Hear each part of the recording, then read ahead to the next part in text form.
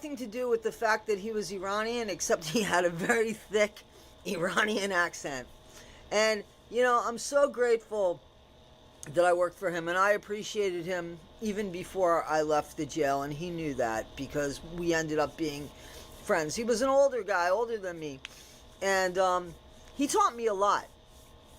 But he had a temper that he could turn on a dime, and he didn't know how to cope very well with it, so he often took things out on people.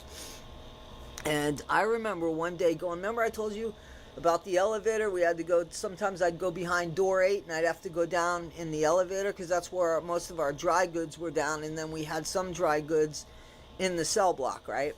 In where, remember I told you the story about the beef that was in the ceiling that was dripping down? If you haven't seen that, that's in my jails thing. My playlist that says jails, institutions, it's the jails one. A story about me working in the jail. Anyway, so I was going down in the elevator, and I was so angry at this guy. I mean, I was in my late 20s probably, maybe 30, I don't remember.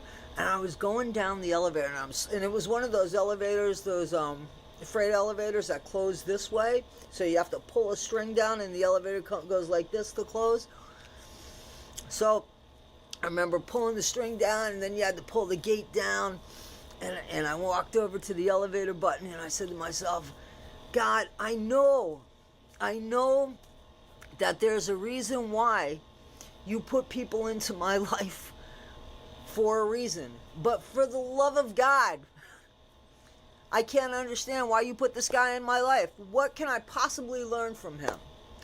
And I heard a voice in me, seriously. And it said, and the voice said, I felt this voice, and the voice said, you think I only put people in your life for a reason for you? Maybe I put you in other people's lives for a reason. Did you ever think of that? I got off that elevator with a newfound meaning. I no joke, okay?